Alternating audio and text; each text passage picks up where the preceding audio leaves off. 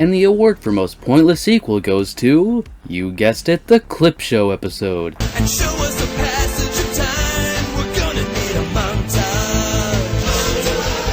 At this point, I fully believe Part 5 was indeed the final chapter. I mean, Curse the Puppet Master felt like a strange spin-off that didn't quite fit in the timeline. Retro Puppet Master felt like the cliche storytime flashback episode that really only told us the origin of a character whose origin we already knew of. And now this? This was the even more cliche CLIPSHOW episode. The movie story, all 10 minutes or so of it, is about a woman trying to find the secrets of the Puppet Master, and so she goes to the Bodega Bay Inn, where she finds a much older Peter, who I guess was just living in the basement or some shit. She finds him, by the way, after reading a table-sized diary that apparently Toulon just kept with him, and she tells him to tell her his secrets. Peter doesn't really know anything though, or at least nothing he's willing to share, but every time she points a gun at him, he tells her more, by playing her cassette tape. Or sometimes she even tells him some story, as if Peter wouldn't know stuff. The CLIPSHOW content we get is pretty sloppy and poorly done. It's not even a best of kind of CLIPSHOW, it's just a really rushed and lazily told recap of all the movies. I mean, obviously you can't show everything in an hour and 13 minutes, but at times it skips over some very important plot details while recapping a moment. There really isn't a whole lot I can say about this one. Again, it's just a sloppy and lazily thrown together CLIPSHOW attempting to recap the story of Andre Toulon. Essentially, the only shit that doesn't get focused on is the main events of Part 1. But hey, curious about what happened to Rick from Part 4 and 5? Well, don't worry, cause that gets brought up here. Bad news though, it's an easily unnoticeable line where she mentions shooting him to death to steal Andre's table-sized diary.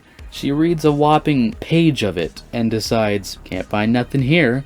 The movie is just bad. These type of things make for some really lame episodes of otherwise great TV shows, but for a movie franchise? Holy shit, what were they thinking with this? This isn't something you make a whole ass movie about. In the end, I would rate 2003's Puppet Master: The Legacy a 3 out of 10. It's just bad. If you've seen this movie, I'd love to hear your thoughts on it down in the comments below. Thank you for watching, and have a nice day.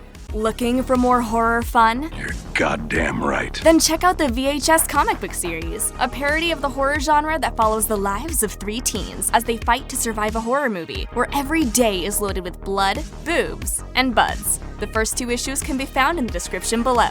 I was obsessed with